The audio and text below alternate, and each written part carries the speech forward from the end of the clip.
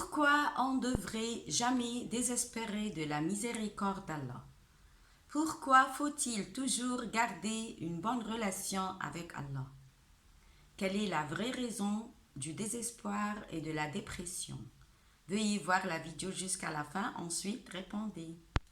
وعرفوا رحمتك لو حسوا حنيتك لو داقوا مرة محبتك لو كان هدفهم جنتك كانوا عشقوا طاعتك يا الله. Quand le prophète Jacob avait le cœur rempli de chagrin, il se tourna vers Allah et le Coran nous dit qu'il supplia Allah de lui apporter un soulagement, comme le montre le Coran dans Sourate Yusuf, verset 86.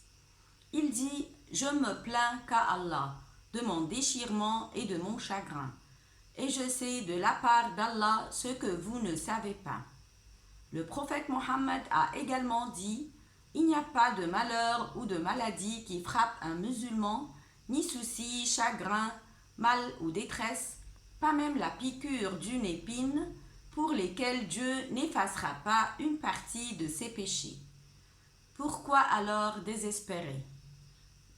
Allah met l'accent sur l'importance d'établir et de maintenir une connexion avec lui, pour avoir toujours l'espoir et pour empêcher le désespoir d'attaquer notre cœur. Allah met aussi l'accent sur l'importance de maintenir des relations avec autrui. Dans notre époque, une des causes les plus courantes du désespoir est l'isolement et le détachement par rapport aux autres. Allah nous a demandé d'être bienveillants envers les autres et cela inclut de ne pas laisser à elle-même une personne aux prises avec divers problèmes susceptibles de la mener au désespoir. Un peu de soutien peut l'aider à mieux surmonter son épreuve. Allah nous demande également de ne pas nous moquer les uns des autres, de ne pas les mépriser les autres, d'abuser d'eux ou les rabaisser. Dans Sourate Al-Hujurat, verset 11, Allah dit « Ô vous qui avez cru, qu'un groupe ne se raille pas d'un autre groupe, ceux-ci sont peut-être meilleurs qu'eux, et que des femmes ne se raillent pas d'autres femmes. Celles-ci sont peut-être meilleures qu'elles. Ne vous dénigrez pas et ne vous lancez pas mutuellement des sobriquets. Quel vilain mot que perversion lorsqu'on a déjà la foi. Et quiconque ne se repent pas, ceux-là sont les injustes. » Un croyant prend soin de sa relation avec Allah. Cela se fait en lisant régulièrement le Coran, en ayant une conscience constante de sa présence et en faisant beaucoup d'invocations. Ensuite, la personne doit reconnaître l'œuvre du diable dans le désespoir qu'elle ressent.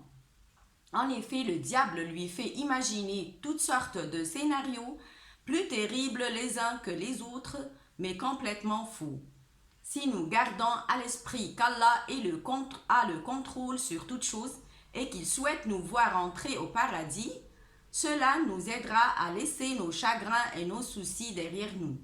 Si nous faisons face à nos craintes et à notre angoisse en plaçant toute notre confiance en Allah et si nous faisons preuve de notre patience et nos gratitudes en toutes circonstances, nos chagrins et nos soucis disparaîtront.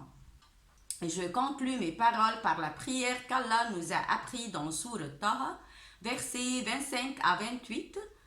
Seigneur, ouvre-moi ma poitrine et facilite ma mission. Aidez-nous un nœud en ma langue afin qu'ils comprennent mes paroles.